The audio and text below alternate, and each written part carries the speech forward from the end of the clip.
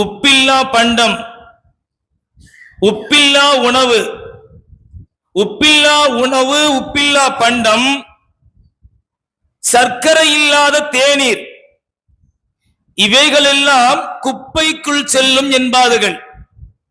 அதுபோல நபி மீது ஹுப்பு இல்லாத உணர்வும் உயிரும் வணக்க வழிபாடுகளும் குப்பைக்குள் தான் செல்லும் என்பதுதான் நிதர்சன உண்மையாக இருந்து கொண்டிருக்கிறது. உப்பில்லாத உணவு, உப்பில்லாத பண்டம், சர்க்கரை இல்லாத தேநீர் குப்பைக்குள் செல்லும் என்பது பழமொழி அல்ல, அது பழைய மொழி. இப்பொழுது என்ன மொழி தெரியுமா? கொஞ்சம் புதுசா மாத்திக்கிறணும். உப்பில்லா உணவும் உப்பில்லா பண்டமும் சர்க்கரை இல்லாத தேநீரும் குப்பைக்குள் செல்லாது, மாறாக தொப்பைக்குள் செல்லும். யாராவது மறுக்க முடியுமா? மறுக்கவே முடியாது. ஒரு காலம் இருந்துச்சு, அந்த நேரத்தை அப்படி சொன்னோம். இன்னைக்கு அப்படி கிடையாது. வீட்டுக்கு போன உடனே ஏமா உப்பு இல்லாம சாப்பாடு இருக்குதா, சர்க்கரை இல்லாத தேநீர் இருக்கிறதா கேட்போம். அப்படிதானே? அப்ப இன்றைய கால சூழ்நிலையில் நோயின் காரணத்தினால், வயதின் காரணத்தினால், சுகர் இருப்பதினால், பிரஷர் இருப்பதினால் உப்பில்லா பண்டம் நேரடியா தொப்பைக்கு போயிடுது.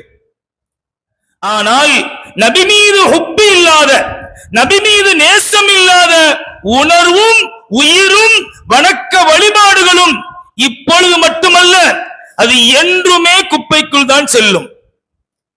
அன்றும் சரி, இன்றும் சரி, என்றும் சரி.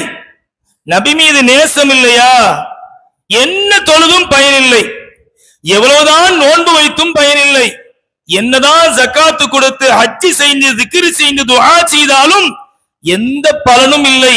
அல்லாஹ் தஆலா அந்த அமல்களை அப்படியே தூக்கி வீசிடுவான், குப்பையில தூக்கி. என் ஹபீபின் மீது நேசம் இல்லாத வணக்க இருந்தா என்ன, இல்லாட்டா என்ன? என் ஹபீபின் மீது நேசம் இல்லாத அந்த உயிர் உணர்வுகள் இருந்தால் என்ன, மடிந்தால் என்ன என்பதாக அல்லாஹ் தஆலா நாளைக்கு மறுமையில குப்பையில தூக்கி போட்டுருவான். இன்னைக்கு யாராவது சொல்ல முடியுமா? சிறுவராக இருந்தாலும் சரி, வாலிபனாக இருந்தாலும் சரி, வயதானவராக இருந்தாலும் சரி, ஏன்